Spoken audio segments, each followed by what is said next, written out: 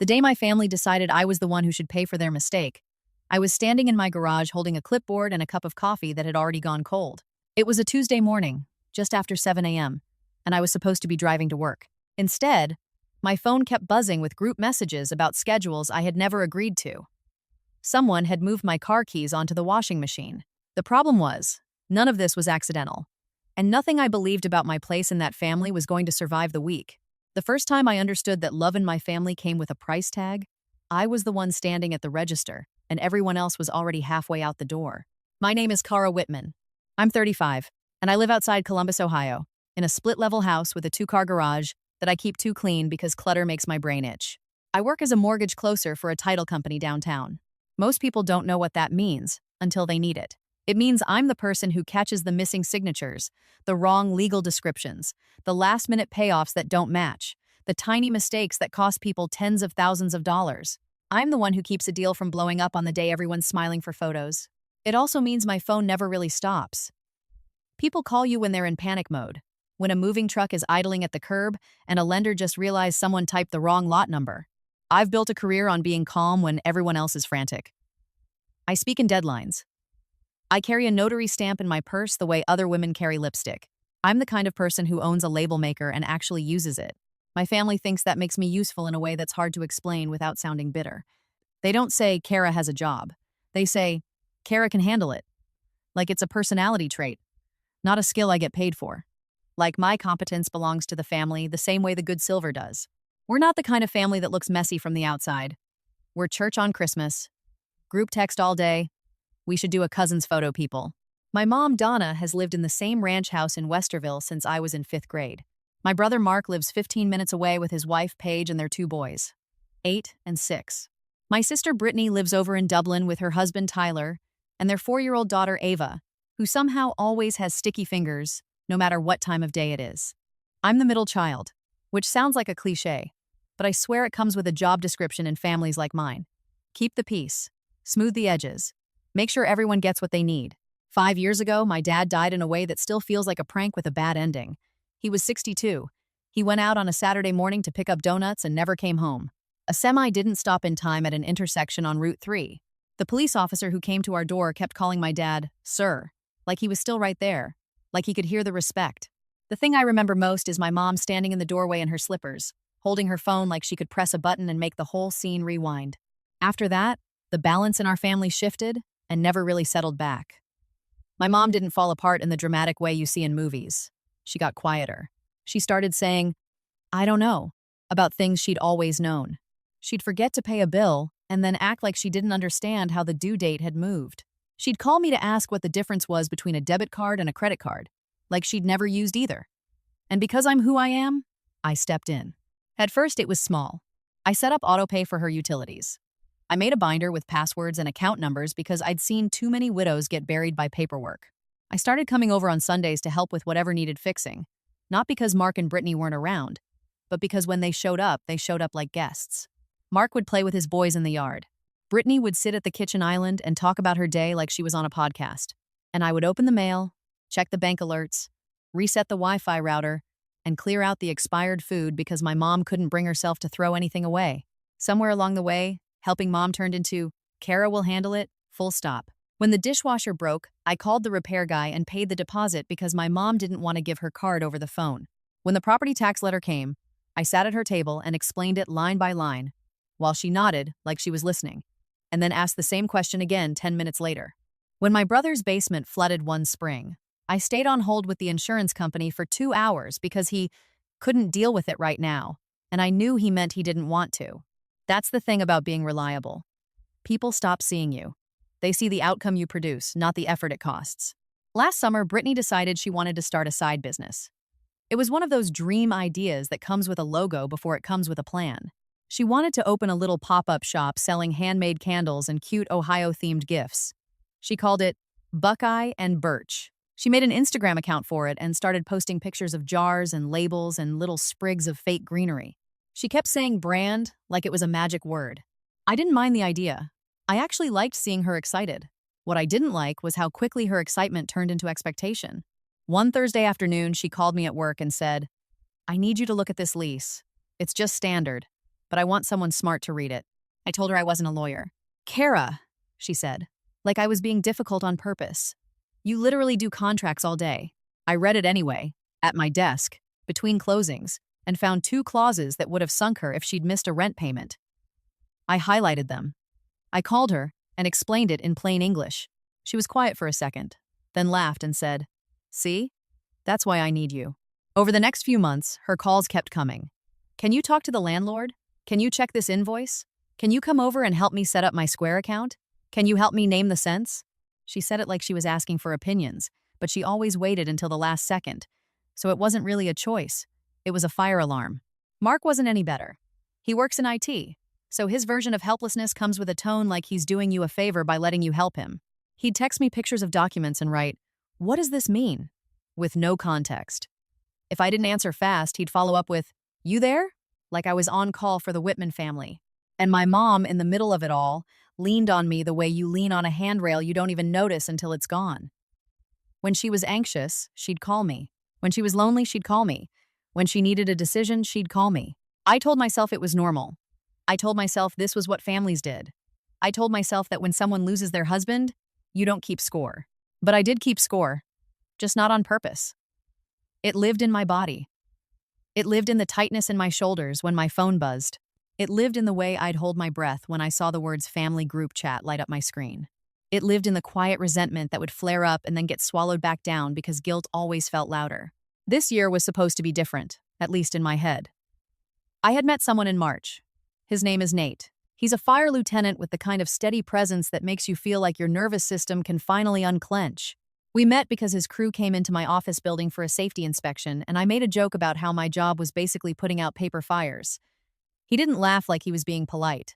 He actually laughed, like he meant it. A month later, he asked me out for tacos, and somehow it didn't turn into one more thing I had to manage. Nate doesn't need me to run his life. He doesn't act like my time is a public resource.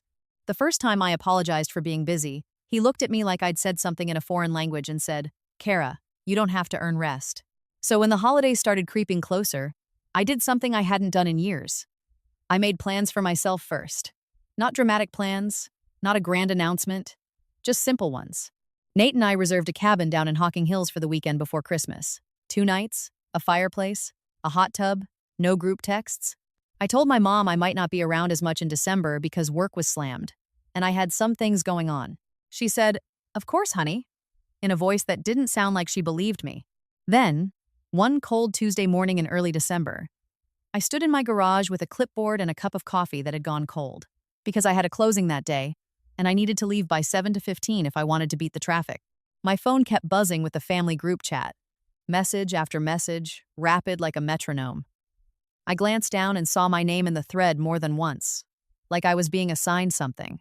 I set my coffee on the workbench and reached into my bag for my keys. They weren't in the side pocket where I always keep them. I looked at the hook by the door where I always hang them. Empty. Then I saw them. Sitting neatly on top of the washing machine in the corner of the garage, like someone had placed them there on purpose.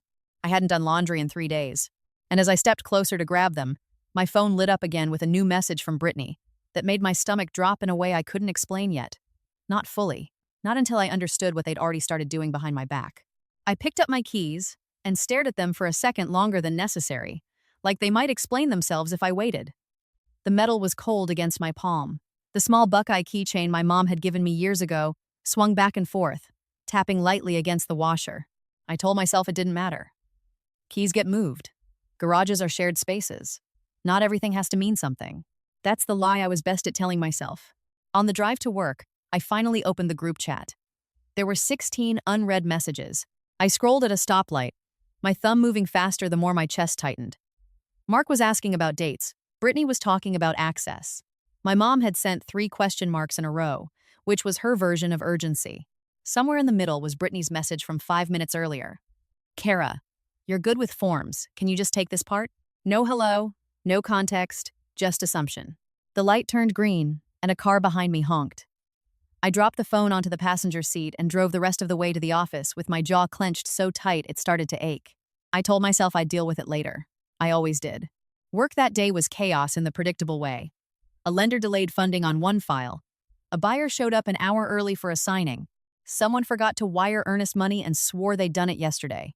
I moved through it all on autopilot, smiling when required, smoothing things over, fixing problems no one else wanted to own. By noon, I'd already skipped lunch without noticing.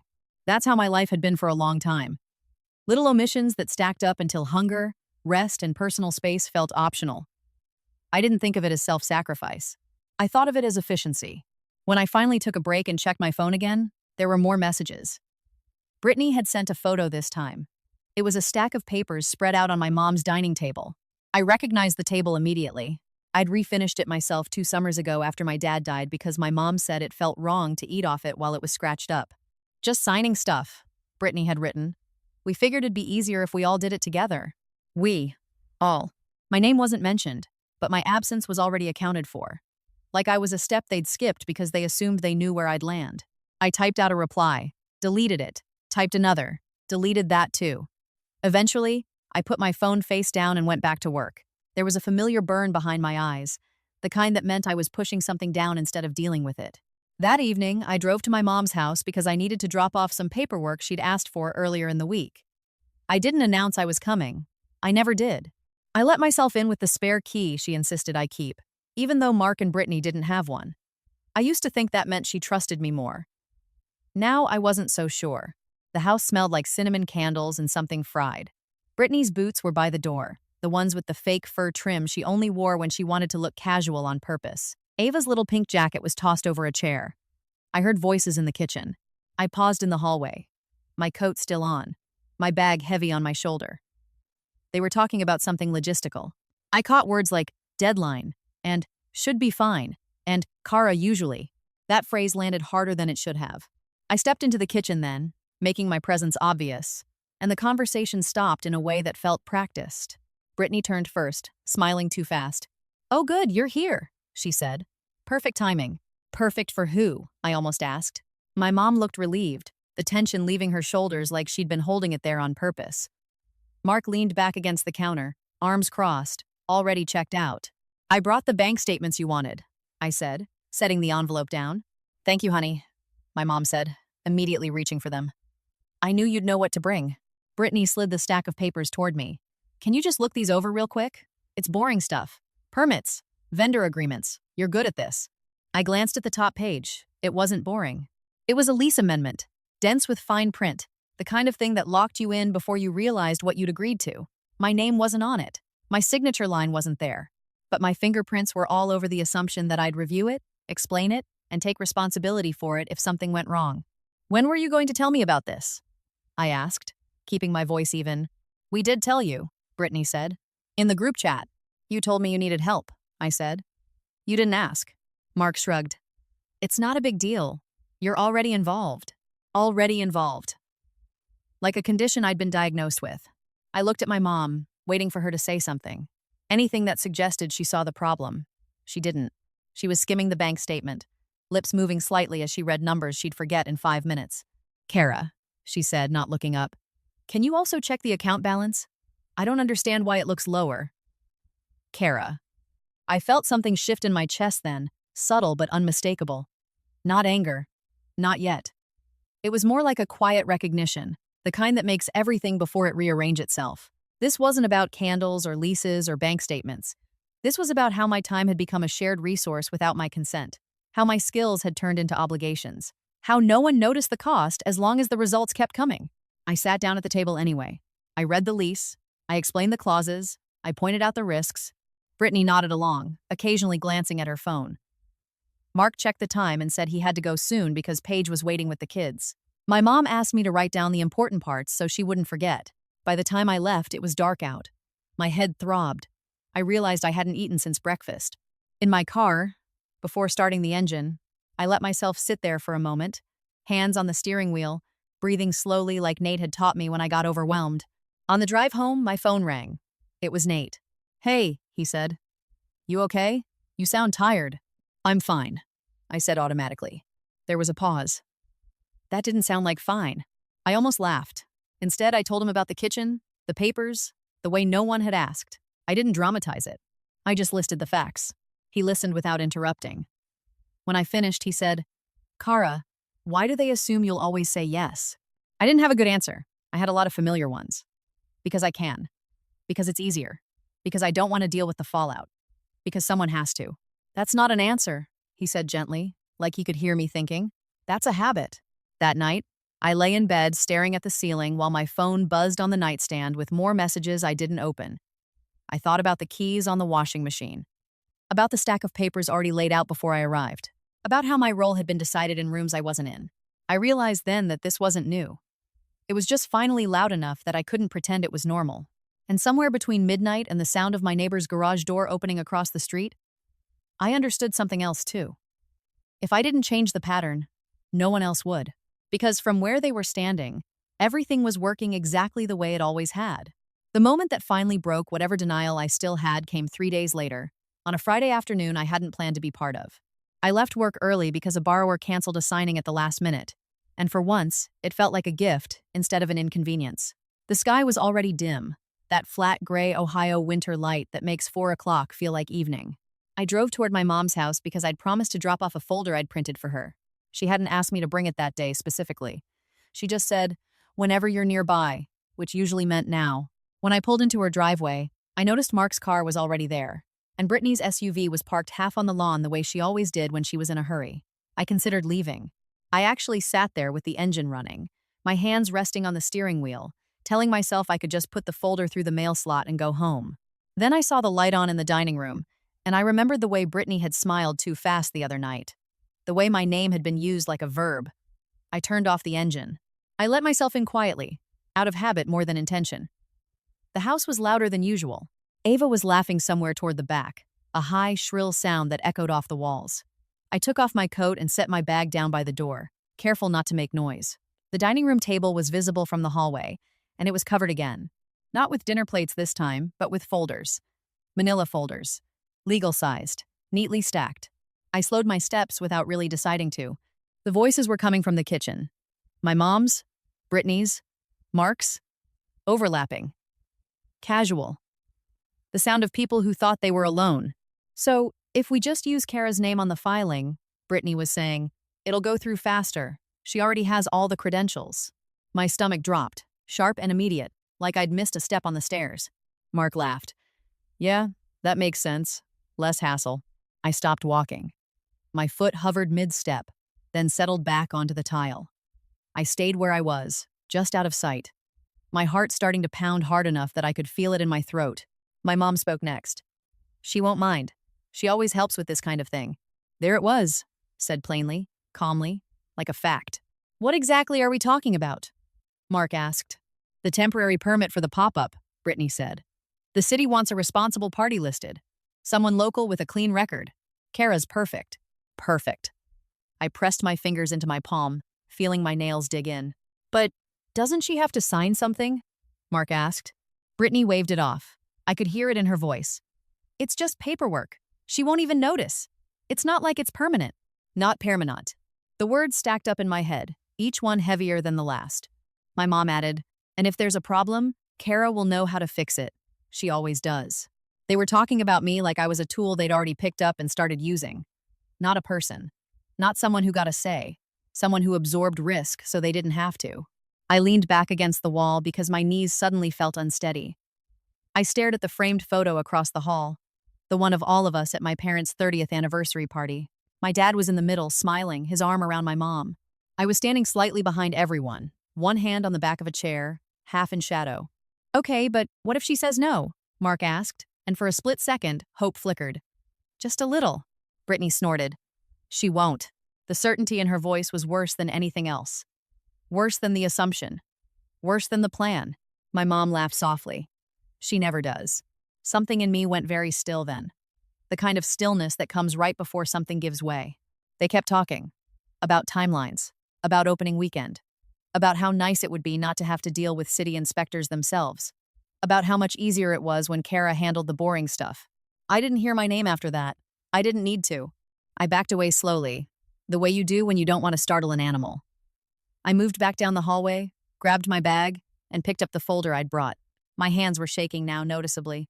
I set the folder on the entry table instead of taking it with me. A small petty decision, but I couldn't bring myself to hand-deliver anything else that day. I slipped out the front door without announcing myself. No one noticed. No one called out.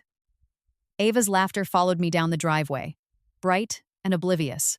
In my car, I sat there again, longer this time. I stared straight ahead, my breath coming shallow and fast. My phone buzzed in my pocket, but I didn't check it. I knew without looking that it would be something else. Another assumption. Another request disguised as convenience. I drove home on autopilot, barely registering the traffic lights or the radio. In my garage, I didn't even bother turning on the overhead light. I leaned back against the closed door once the car was parked and slid down until I was sitting on the concrete floor, my coat still on, my bag beside me. It wasn't anger yet. It was something colder. A realization settling in place, heavy and undeniable. They weren't asking for help. They were assigning liability. They were willing to put my name, my credit, my professional standing on the line so Brittany could have a pop-up shop, and Mark wouldn't have to think about paperwork, and my mom wouldn't have to feel overwhelmed. And they had decided all of this without me, casually, comfortably, because in their version of the family, my consent was implied. I thought back over the years, and suddenly details rearranged themselves. The way documents were always slid toward me, the way deadlines became my emergencies, the way problems became mine the second they were inconvenient. It hadn't happened overnight. It had happened because every time they crossed a line, I stepped forward instead of back. I pulled my phone out then, finally, and opened the group chat. There was a new message from Brittany, sent 5 minutes earlier. Kara, quick thing, can you come by later? We need you to sign something real fast. My chest tightened. But this time it didn't turn inward. It didn't fold. It hardened. For the first time, I didn't feel confused about what was happening. I felt clear. They had already made their move. And if I did what I'd always done next, they would never stop. I didn't respond to Brittany's message that night. I set my phone face down on the kitchen counter and went upstairs like it was an object that might bite me if I touched it again.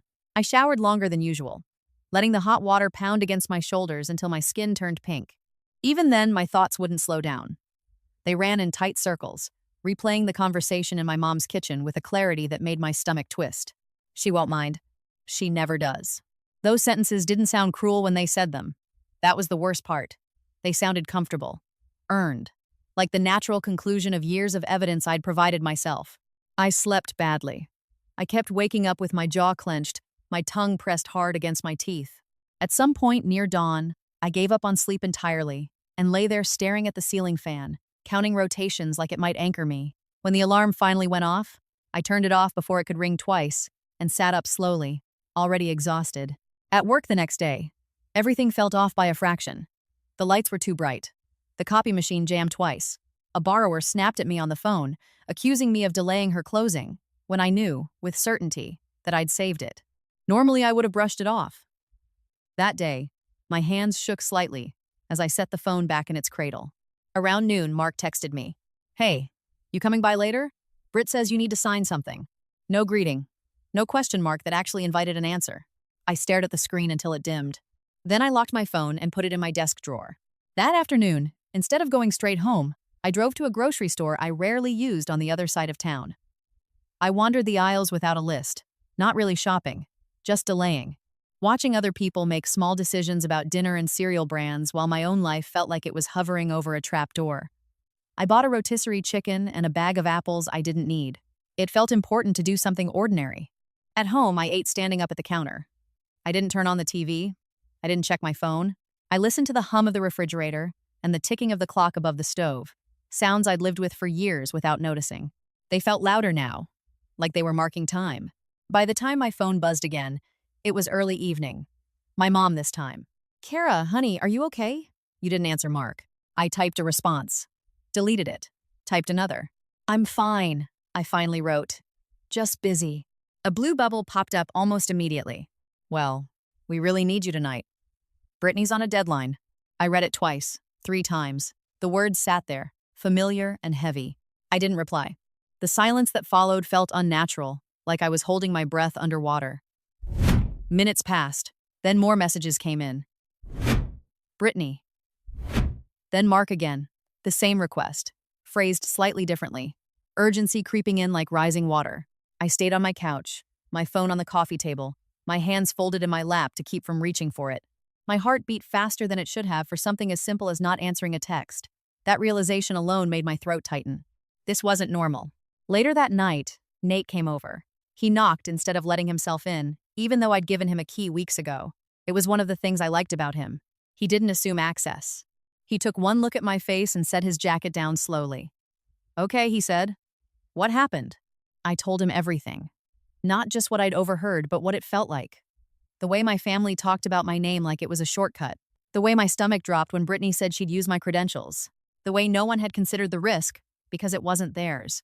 He didn't interrupt. He didn't offer solutions. He sat on the couch next to me, his forearms resting on his knees, listening with a focus that made my chest ache. When I finished, he said, "They were going to put legal responsibility on you without asking." "Yes." "Cool. And they still expect you to show up and fix it." "Yes." He exhaled slowly. "That's not help, Kara. That's entitlement." Hearing it out loud made something in me crack. Not in a dramatic way, in a quiet, steady one. Tears slid down my face without any real emotion attached to them.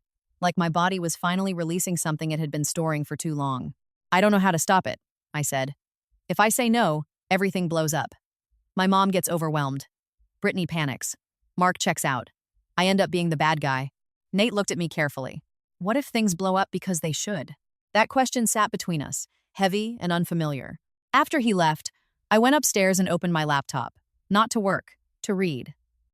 I pulled up city permit guidelines, liability clauses, temporary vendor regulations. I read them slowly, line by line, the way I always did when something mattered. My chest tightened as I realized how much risk they'd been ready to drop into my lap.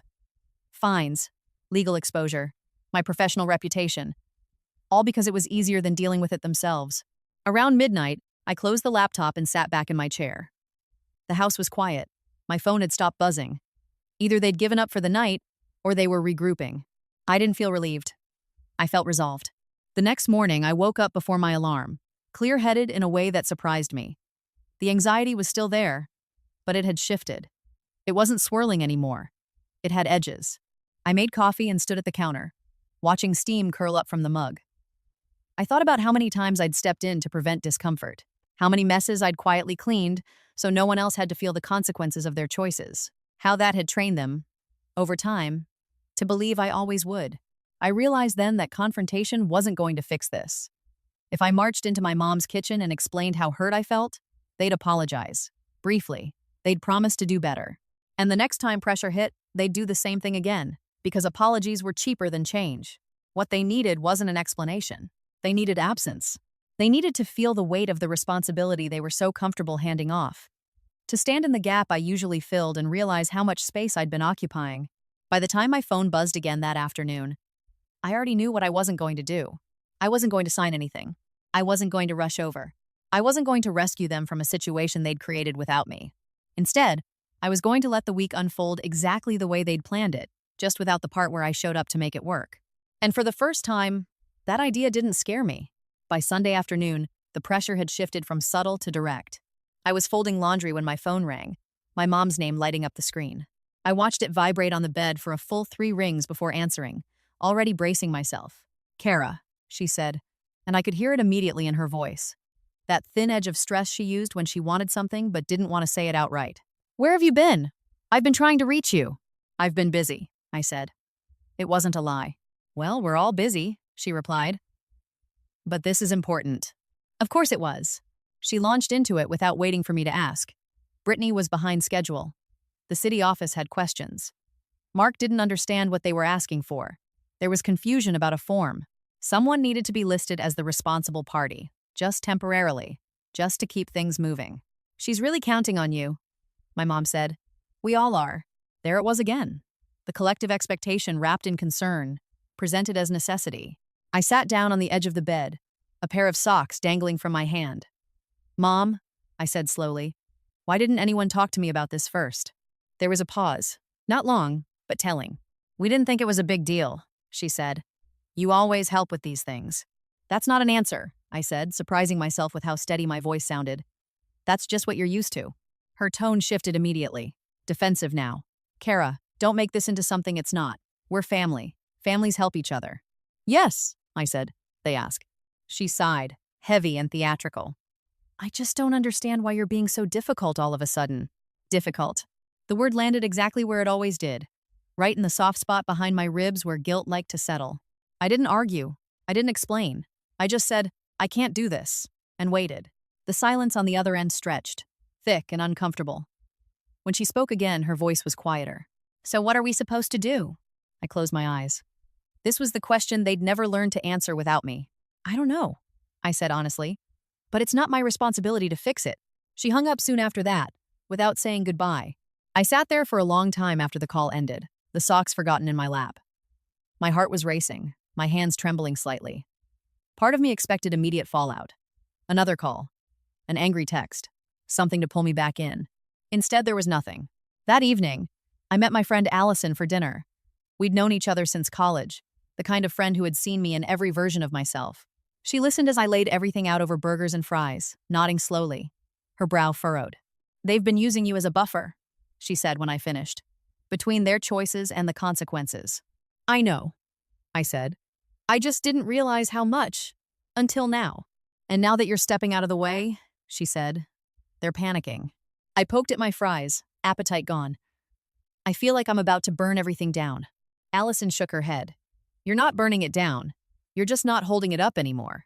On the drive home, her words replayed in my mind. Holding it up. That was exactly it. I'd been propping up a structure that only stood because I was willing to stand under it. That night, I lay awake again.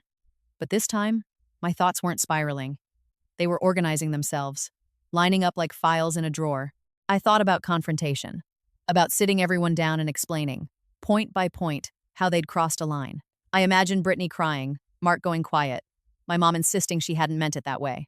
I imagined myself backing down halfway through, reassuring them, smoothing things over, because conflict made my skin crawl. I knew how that story ended. I'd lived it before. I thought about cutting them off completely. Ignoring calls, skipping family events, disappearing in a dramatic way. It felt tempting for about 5 seconds before it felt wrong. I didn't want revenge. I didn't want to punish anyone. I just wanted my life back. What I wanted was space. Real space. Space where their assumptions couldn't reach me. Where my absence would force them to deal with what they'd built without me as scaffolding. By Monday morning, the plan wasn't fully formed yet, but the direction was clear. I went to work and did my job with the same focus I always had. At lunch, instead of scrolling my phone, I called the city office Brittany had mentioned. I asked general questions. I took notes. I didn't give my name beyond what was required. I listened. That afternoon, I reviewed my own documents, my professional licenses, my credit reports, the things they'd been so ready to lean on. I made sure everything was locked down, current, protected. When Brittany texted again that evening, "Hey, really need you ASAP," I responded with a single sentence. "I'm not available for this." No explanation, no apology. The reply came almost immediately. "What do you mean not available?" I set my phone down and didn't pick it up again. Over the next 2 days, the messages multiplied. Brittany grew frantic. Mark grew curt. My mom alternated between worry and disappointment. I read them without responding, noticing the pattern with a clarity that would have hurt more if it wasn't also freeing. No one asked how I was. No one asked why. They just kept asking when I'd step back into place. By Wednesday night, I realized something important. They still believed I'd show up eventually. That this was a delay, not a decision. They thought time would wear me down the way it always had. That's when I understood what had to happen next. If I wanted the pattern to break, I couldn't just say no quietly. I had to remove myself in a way they couldn't ignore, in a way that made my absence undeniable. Not forever, just long enough for them to feel the full weight of what they'd been putting on me. And once I saw that clearly, the fear that had been clinging to me all week finally loosened its grip, because I wasn't walking away from my family. I was stepping out of a role they'd assigned me without asking. And this time, I wasn't stepping back in. By Thursday morning, the plan stopped feeling like an idea and started feeling like a decision. I woke up early, before my alarm, with that same clear-headed calm I'd felt a few days earlier. The house was quiet. The street outside my bedroom window was still dark, the glow of a single streetlight reflecting off a thin layer of frost on the parked cars. I made coffee and sat at the kitchen table with my laptop open, not working, just thinking. I pulled up my calendar and looked at the next 2 weeks. Work deadlines. Closings already scheduled. Personal time I'd blocked off, but never fully protected. And there it was, circled in my mind if not on the screen. The weekend Brittany planned to open her pop-up. I knew exactly what they expected from me during that time. To be there early, to troubleshoot, to smooth things over if inspectors showed up, to stay late if something went wrong. To absorb the stress so Brittany could smile for customers and Mark could pop in when it was convenient, and my mom could say how proud she was without actually lifting a finger. They had already written me into the script. So, I started removing myself from it, quietly and carefully, the same way I did everything else. The first thing I did was take Friday off work. I requested the day in the system, no explanation needed. I had more than enough PTO. I just never used it for myself. Then I opened a separate tab and booked a hotel. Not far, just a quiet place an hour south, tucked near a state park. 2 nights. Check-in Friday afternoon, check-out Sunday morning. I didn't tell anyone. It wasn't an escape. It was a pause, a controlled absence. Next, I went through my phone and turned off notifications for the family group chat. I didn't leave it. I didn't announce anything. I just made sure I wouldn't see it unless I chose to. At work, I was efficient and focused. I wrapped up everything I could ahead of time, so there'd be no loose ends calling me back. Around lunchtime, my phone buzzed anyway. Brittany again. Please, Kara. I'm freaking out. I stared at the message, noticing how it was still centered on her feelings, her panic, her timeline. There was no acknowledgement of what she'd done, no recognition of the line she'd crossed. I typed a response, deleted it, typed another. I'm not involved in this, I finally wrote. You'll need to handle it.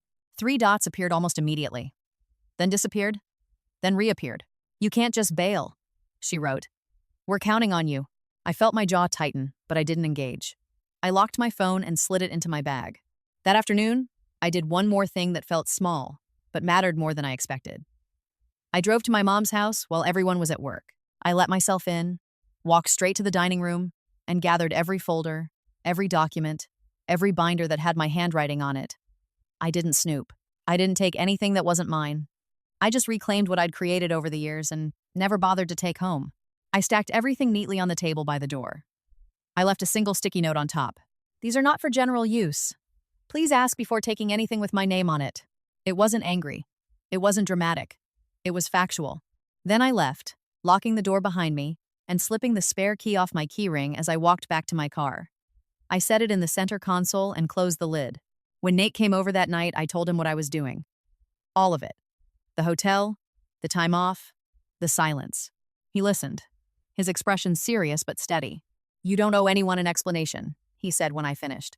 I know, I said, but I still feel like I'm doing something wrong. That feeling, he said gently, comes from breaking a rule you never agreed to in the first place. Friday came faster than I expected. I packed a small bag in the morning, just the basics. Jeans, sweater, running shoes. I didn't overthink it. I didn't leave a note. I locked the house and drove south with the radio off, the road stretching out ahead of me in a way that felt unfamiliar and right at the same time. My phone buzzed several times on the drive. I didn't look. At the hotel, I checked in, dropped my bag, and went for a walk on the nearby trail. The air was cold and clean. My breath puffed out in little clouds as I moved, my body working through tension it had been holding for years. By the time I got back, my muscles ached, in a good way. That evening, I ordered takeout and ate it sitting on the bed, watching some mindless show I'd already seen. I slept deeply for the first time all week. Saturday morning, I woke up to a missed call from my mom and 4 texts from Brittany. I didn't open them right away. I made coffee in the little hotel machine and stood by the window, watching the trees sway slightly in the wind. When I finally checked my phone, the messages were escalating. Where are you? This is really bad timing. They're asking questions. We need you now. I set the phone down and went for another walk. By midday, the calls started. Mark this time. Then my mom again. I let them go to voicemail, listening later, noticing how the tone shifted from expectation to confusion to something that sounded dangerously close to fear. That was when I knew it was working. Not because I wanted them to suffer, but because for the first time, they were experiencing what I always had. Uncertainty, pressure, responsibility without backup. I wasn't doing anything to them. I was just not doing it for them. That afternoon, I sat on a bench overlooking the trail, my phone resting beside me, silent for the moment. I thought about the conversation I'd overheard in my mom's kitchen, about the way they'd decided my role without hesitation, about how easily my name had become a solution to a problem I didn't create. I felt a flicker of guilt, sharp and familiar. Then it passed. Because this wasn't revenge. It was clarity. And once I chose myself, there was no going back to pretending that choice was optional. By Saturday evening, the quiet started to feel intentional instead of empty. I sat in the hotel room with the curtains half open, watching the sky darken over the trees. The little lamp by the bed cast a soft yellow circle on the carpet. My phone lay face up on the nightstand, no longer buzzing nonstop, but not quiet either. There were gaps now, longer stretches between calls, pauses where I knew they were scrambling, trying to figure out what to do without looping me in by default. I checked the voicemails one by one, not because I felt obligated, but because I wanted to hear the shift. Brittany's was first. Her voice was tight, words rushing over each other. She talked about the city office being confusing, about how the person on the phone kept asking questions no one had answers to, about how she didn't understand why things were suddenly so complicated. She didn't say my name until the end, and when she did, it sounded less like a demand and more like a plea. Mark's message came next. Shorter, controlled. "We need to talk," he said. "This isn't funny." My mom's was last. She sounded tired, not angry, not even accusatory, just worn down in a way I recognized immediately, because I'd felt that way for years. "Kara," she said softly, "please call me." I didn't call back. Instead, I went downstairs and sat in the lobby with a book I didn't really read. I watched people come and go, couples checking in with overnight bags, a family arguing quietly about room keys, a man in a business suit pacing while he talked on his phone. Everyone had their own small crises, their own logistics to manage. No one was waiting for me to solve them. That thought settled into me slowly, like warmth. Sunday morning, I checked out early and drove home. I didn't stop for coffee. I didn't turn on the radio. I let the silence stretch. By the time I pulled into my driveway, I felt steady, grounded in a way I hadn't in a long time. Inside, the house looked exactly the way I'd left it. Clean, orderly. Still, I dropped my bag by the stairs and stood in the entryway for a moment, listening. No one else's voices. No background noise of obligation. My phone buzzed again. A text from Brittany. "Are you seriously just ignoring us?" I stared at it, noticing how the question was framed. Not concern, not curiosity.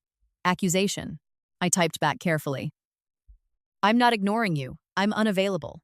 There was a long pause before the response came. "This is really hurting Mom." I closed my eyes briefly, feeling the familiar tug of responsibility. The instinct to step in, soothe, reassure, take on the emotional weight so no one else had to. I let the feeling pass without acting on it. "I'm not doing anything to Mom," I wrote. "I'm just not fixing this." That was the last message I sent that day. By Monday morning, the fallout became visible. I was at work when Mark showed up unannounced at my office. The receptionist buzzed me, her voice uncertain. "There's a man here asking for you. He says he's your brother." I told her to send him back. Mark stood in my doorway, hands in his pockets, jaw set. He looked tired. His eyes darted briefly around my office, taking in the stacks of files, the whiteboard covered in deadlines. He'd never really seen my work before, not like this. "What is going on?" he asked. I gestured to the chair across from my desk. "Sit down." He didn't. "Brittany's pop-up is a mess. The city's holding things up. They won't approve the permit without a responsible party listed, and Mom's freaking out." I nodded. "Okay, that's it?" he snapped. "Okay?" "Yes," I said. "Okay." He stared at me like he was waiting for something else. An apology. A reassurance. A promise to fix it. "You can't just walk away," he said finally. "You're part of this family." I folded my hands on the desk. "I didn't agree to be part of this." "That's not how family works," he shot back. I met his gaze. "That's exactly how family works, you ask." He exhaled sharply and finally sat down, rubbing his face with both hands. For the first time since I'd known him, he looked unsure. "They're saying if this falls through, Brittany could lose the space," he said. "She's already invested money." "That's unfortunate," I said, keeping my voice calm. He looked up at me, incredulous.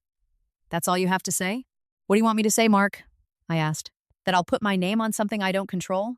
That I'll take on legal responsibility because it's easier for everyone else?" He opened his mouth, then closed it. He didn't have an answer. After a moment, he stood. "Mom's really upset." "I know," I said. He hesitated at the door. "She doesn't understand why you're doing this." I held his gaze. "She will." After he left, I sat back in my chair and let out a slow breath. My hands were steady. My heart wasn't racing. That alone felt like a victory. That evening, my mom called again. I answered this time. "Kara," she said immediately. "Please tell me what's going on." I leaned against the kitchen counter, looking out the window at my quiet street. "I'm stepping back."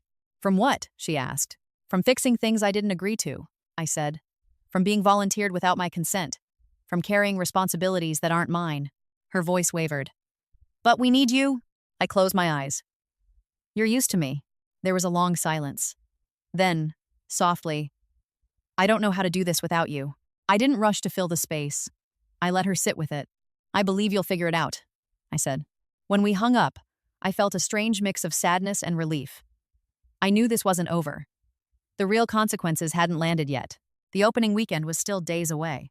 But the illusion that everything would work out because I'd step in at the last second was already gone. And once that illusion collapsed, there was no way to put it back together. The opening weekend arrived without ceremony, like a deadline that doesn't announce itself until it's already too late. I knew the date without checking my calendar. I felt it in the way my phone stayed quiet longer than usual that Friday morning, like the calm before something gave way. I went to work, drank my coffee, reviewed documents, signed off on files. Everything in my day moved forward with the same structure and predictability it always had. The difference was that no one else's crisis was threaded through it. Around 10, my phone buzzed. A voicemail notification from an unfamiliar number. I didn't listen to it right away. At noon, another call came through, this one from Brittany. I let it go to voicemail too. By mid-afternoon, curiosity outweighed caution. I closed my office door and sat down, my phone in my hand, thumb hovering for a second, before I pressed play on the first message. Hi, this is Angela from the City of Dublin Permitting Office, the woman said, her voice polite but firm. We're calling regarding an incomplete temporary vendor application. We've been trying to reach the responsible party listed, but there seems to be some confusion. Please return our call as soon as possible. Responsible party listed. My name? I knew without needing confirmation. I felt a brief flare of anger, hot and sharp, followed by something steadier. They'd tried to move forward anyway. They'd listed me without my signature, without my consent, assuming I'd step in once things got uncomfortable. I deleted the voicemail. The next one was Brittany. Her voice cracked almost immediately. She talked fast, words tumbling over each other. The city had flagged the application. They were asking for verification. They wouldn't approve anything without the responsible party present. Inspectors were scheduled to stop by the space later that afternoon. The landlord was asking questions. Kara, please, she said at the end, the desperation unmistakable now. I need you. I set the phone down on my desk and stared at the wall for a moment. I thought about the conversation in my mom's kitchen, about the way Brittany had said she'd use my name because it would go through faster, about how no one had stopped to consider what would happen if I didn't play along. I didn't call her back. At 4:30, as I was packing up to leave, Mark called. I answered, more out of curiosity than obligation. This is bad, he said without preamble. They shut it down. Shut what down? I asked calmly. The pop-up. The city inspector showed up. There was no approved permit. They told Brittany she couldn't open tomorrow. I closed my office door again and leaned against the desk. Okay. What do you mean, okay? He snapped. She's out thousands of dollars. I didn't cause that, I said. I didn't submit anything. They had your name on it. Without my permission, I replied. That's not my responsibility. He swore under his breath. Mom's crying. I know, I said softly. You could fix this, he insisted. If you just talk to them. I pictured myself on the phone, smoothing things over, explaining, leveraging my knowledge, my credibility, my reputation. I pictured how easily the problem would dissolve if I stepped in, how relieved they'd all feel, how quickly everything would snap back into place. And I pictured what would happen next time. I'm not doing that, I said. There was silence on the line. Then, I don't understand why you're doing this. I do, I said. And that's enough. I hung up before he could respond. That evening, I cooked dinner for myself and Nate. We ate at my kitchen table, the windows dark, the house warm. I told him what had happened, keeping my voice level. He listened, his expression unreadable. They tried to use your name anyway, he said. Yes. And it backfired. Yes. Who's? He nodded slowly. That's on them.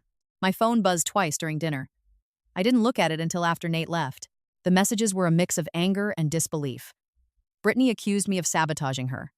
Mark said I'd embarrassed the family. My mom sent a single text that read, I don't recognize you anymore. I stared at that one for a long time. Saturday morning, the fallout continued. I woke up early, made coffee, and sat by the window watching the neighborhood come to life. Around 9, there was a knock at my door. I already knew who it would be. My mom stood on the porch, her coat buttoned crookedly, her hair pulled back like she'd done it in a hurry. She looked smaller than usual, worn down by a night she hadn't slept through. "Kara," she said as soon as I opened the door. "What have you done?" I stepped aside and let her in. We stood in the living room, the silence heavy. "They lost the space," she said. "Brittany is devastated." "I'm sorry she's upset," I said. "But I didn't cause this."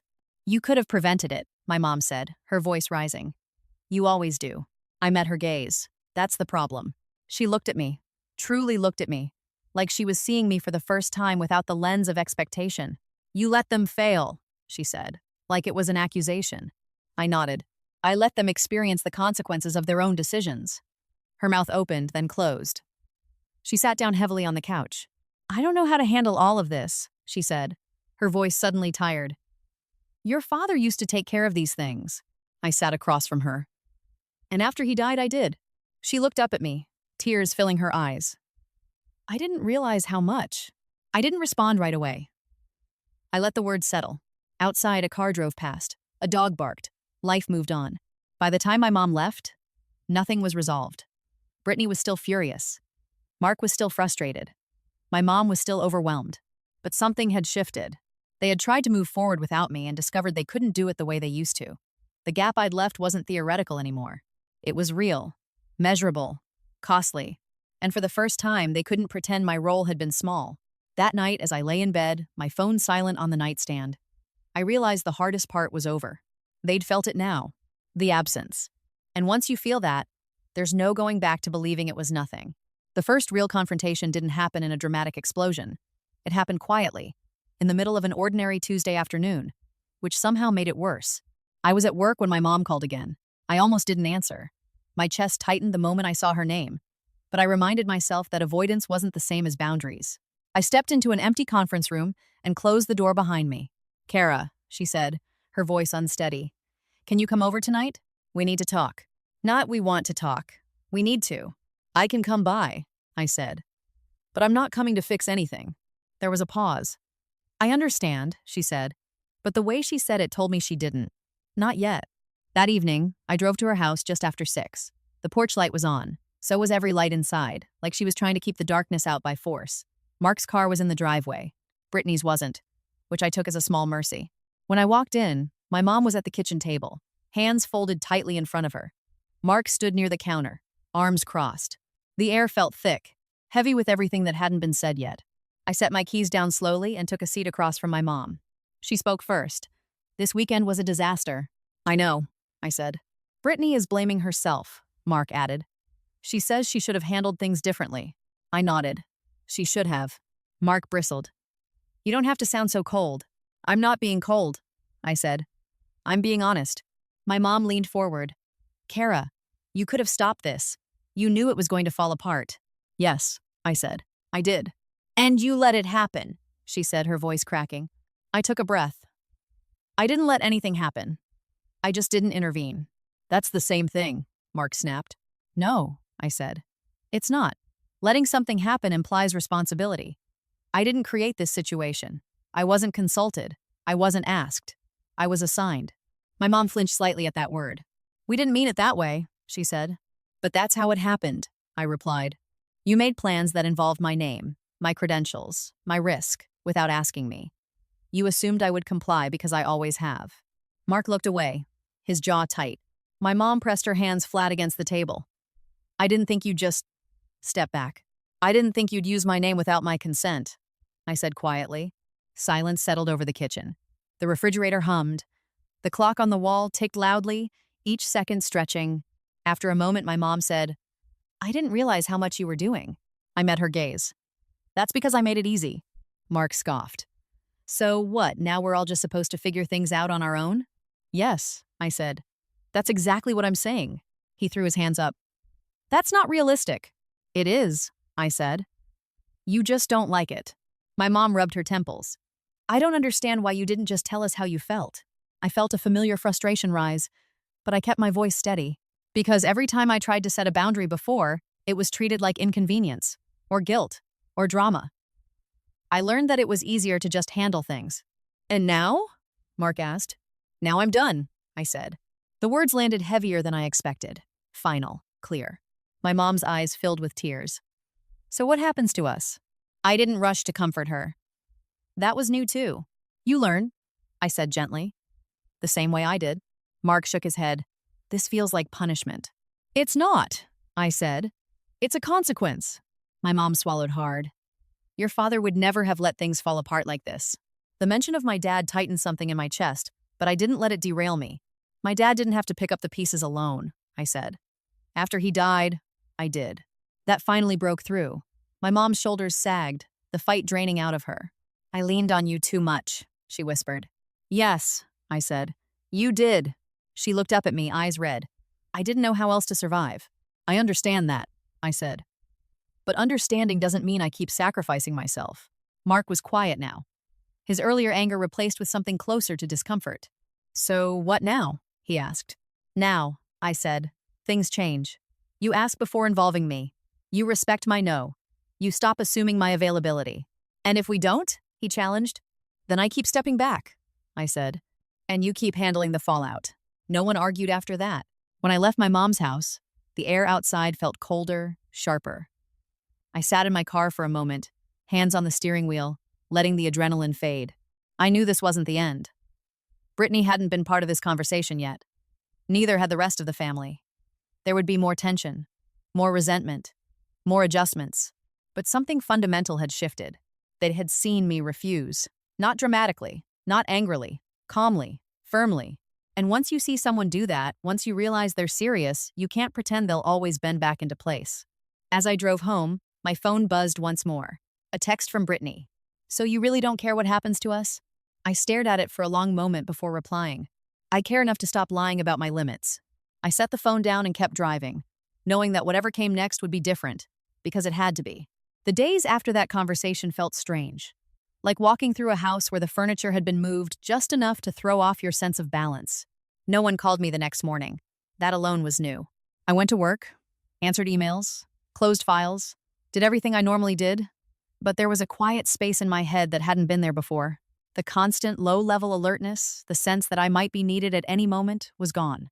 In its place was something unfamiliar and a little unnerving. Calm. Brittany didn't speak to me for 3 days. When she finally did, it wasn't a call. It was a long text that arrived late at night, when I was already in bed. I don't know who you are anymore. You used to be someone I could rely on.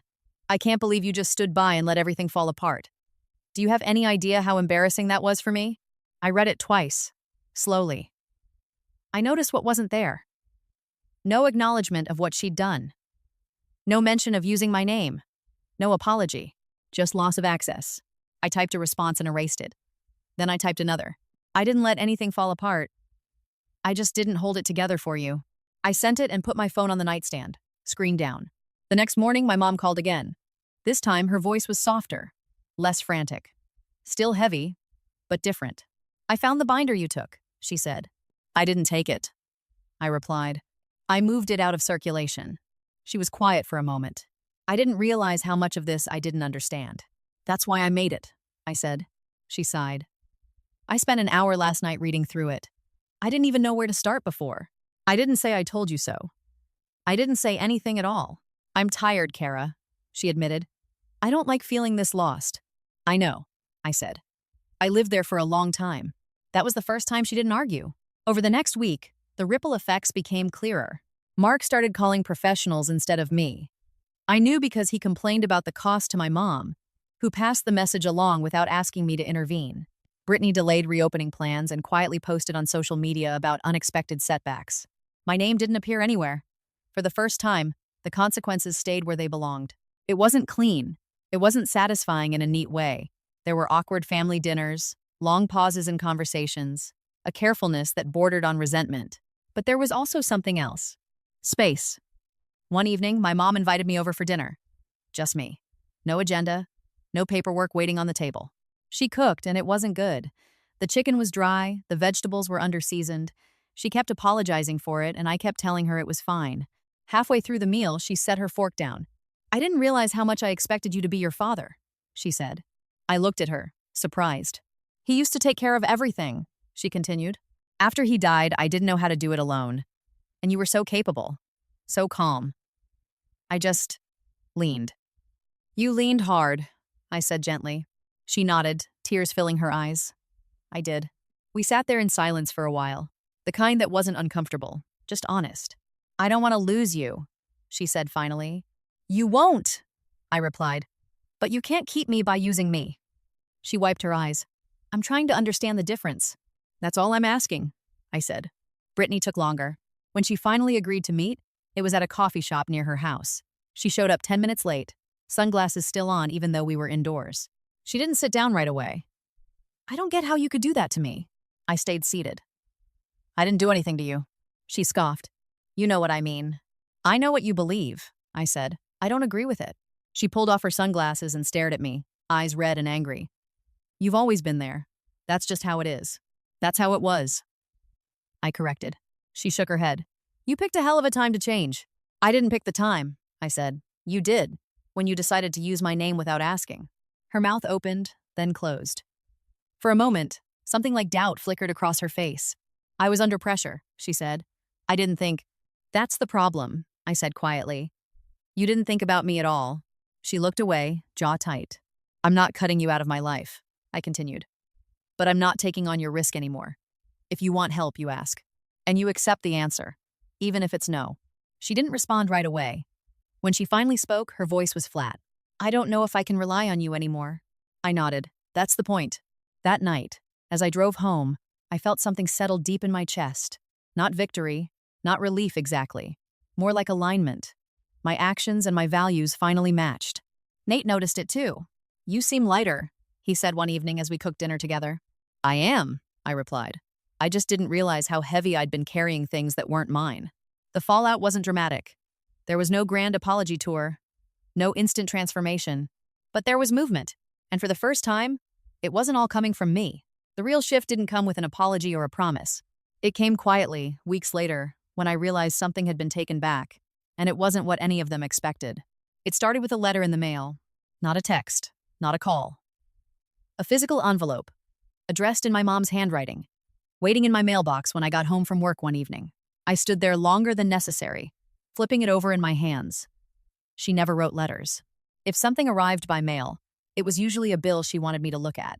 Inside was a single sheet of paper. No stationery, just plain printer paper.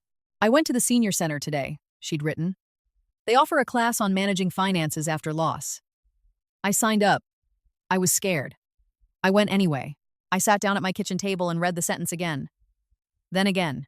At the bottom, she'd added, I didn't realize how much I let you replace parts of your life with parts of mine. I'm trying not to do that anymore. My chest tightened, not with anger or sadness, but with something closer to grief. Not for what I'd lost, but for how long it had taken to reach this moment. Around that same time, Mark stopped asking me questions. Not dramatically. He just stopped. When we spoke, it was about neutral things. The kids, work, a movie he'd seen. One night he mentioned, almost casually, that he'd hired an accountant to help with some tax stuff. It costs more than I thought, he said. I'm sure it does, I replied. He nodded. Still worth it. That was it. No resentment, no guilt, just acceptance. Brittany was the last holdout. She didn't come around gradually. She went quiet first. Weeks passed with no messages, no comments, no passive-aggressive posts aimed in my direction. I let the silence be what it was. I didn't chase it. Then one afternoon, she showed up at my house unannounced. I opened the door to find her standing there, holding a small cardboard box. She looked different. Tired, but steadier. Less defensive. I'm not here to fight, she said quickly, before I could say anything. I just needed to give this back. She held out the box. Inside were things I recognized immediately. Copies of documents with my notes in the margins, a folder labeled in my handwriting, a USB drive I'd forgotten I'd ever made. I shouldn't have had these, she said. I didn't realize how much I was relying on them instead of learning how to do it myself. I took the box from her. Thank you. She lingered on the porch. The pop-up's not happening anymore. I heard, I said. She nodded. I'm mad about it. Still. But I'm also relieved. I was in over my head. I waited. I didn't rush to fill the space. I don't know how to ask for help without expecting it, she said finally. I don't think I ever learned. That's not my fault, I said gently. I know, she replied. But it is my problem. She left a few minutes later.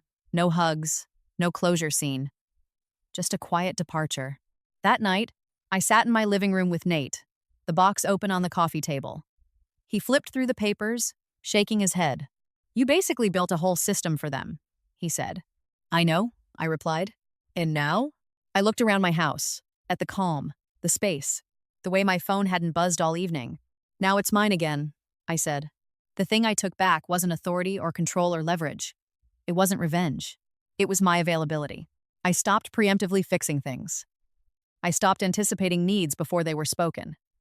I stopped translating other people's stress into my responsibility. When my mom asked for help now, she asked clearly, "Can you?" Not, "You always do." And when I said no, she paused, but she accepted it. When Mark needed advice, he asked once. If I didn't respond immediately, he didn't follow up with urgency. When Brittany struggled, she didn't look at me like a solution waiting to be activated. She looked like someone standing in her own mess, learning how to clean it up. The final twist wasn't that they changed overnight. It was that I did. I stopped measuring my worth by how useful I was. I stopped confusing being needed with being loved. I stopped filling every gap just because I could. One evening, as Nate and I sat on the back porch watching the sun dip behind the houses across the street, he asked me something simple. "So what does your family look like now?" I thought about it for a moment. "Quieter," I said. "More awkward, more honest." He smiled. "And you?" I leaned back in my chair, feeling the weight of the question. "I finally belong to myself," I said. And for the first time, that didn't feel like something I needed to justify to anyone. The next time December rolled around, it felt nothing like the year before. Not lighter in a cheerful way, quieter, intentional. Like the difference between a room full of noise and a room where every sound actually belongs. My mom started planning early, which used to be my job. She called in November not to assign anything, but to ask. "I was thinking of hosting Christmas Eve again," she said carefully. "But only if you're up for it. And only if we keep it simple." Simple meant store-bought desserts. It meant asking Mark to handle the drinks and Brittany to manage the kids' activities. It meant my name not being attached to every task by default. "I'd like that," I said. And I meant it. The night of the gathering, I arrived with one dish. One. Not a spreadsheet, not a backup plan. Just a casserole, in a glass dish with a handwritten label on top. The house looked different without my fingerprints everywhere. Less curated, a little uneven, but warm. The kids were loud. The food wasn't perfect. Someone forgot the serving spoon, and no one looked at me to fix it. Halfway through the evening, my mom caught my eye from across the room. She smiled, not the relieved smile she used to give when I stepped in, but a quieter one, a grateful one. Later, when the dishes were stacked haphazardly by the sink, Mark started loading the dishwasher without comment. Brittany sat on the floor with Ava, helping her line up toy cars in no particular order. No one asked me what came next. That was the moment it landed fully. They didn't need me to run the show anymore. They needed me to be there. After dinner, my mom poured herself a cup of tea and sat down across from me at the table. The house buzzed softly around us. "I still catch myself waiting for you to step in," she admitted. "Old habits." I nodded. "Me too," she smiled sadly. "Your father would have been proud of you." I swallowed. "He would have wanted balance." She reached across the table and squeezed my hand. "Thank you for making us learn." It wasn't a perfect ending. There were still moments of tension, still misunderstandings, still days when guilt tried to sneak back in, whispering that I should just help a little more, smooth things over, make it easier. But now I noticed those thoughts, and I let them pass. A few months later, Nate and I moved in together. It wasn't dramatic. No big announcement. Just a decision that felt right. My family found out the way normal families do through conversation, not coordination. When my mom needed help with something, she asked in advance. When Brittany struggled, she vented without expecting solutions. When Mark needed advice, he listened instead of outsourcing. And when I said no, the world didn't end. That was the real consequence I hadn't expected. Not the backlash, not the conflict, the freedom. If you'd asked me a year earlier who I was, I would have told you what I did for everyone else. What I handled, what I managed, what I fixed. Now, when I think about myself, I think about mornings that start without dread, about weekends that belong to me, about relationships built on choice instead of obligation. I didn't leave my family. I just stopped letting them decide the cost of loving them. And if there's one thing I learned from all of this, it's this. Being dependable is not the same as being disposable. If the only way people can function is by leaning on you without asking, then the most loving thing you can do for them and for yourself is to step back and let the truth surface. Because the people who truly care will adjust, and the ones who don't were never asking for help. They were asking for access.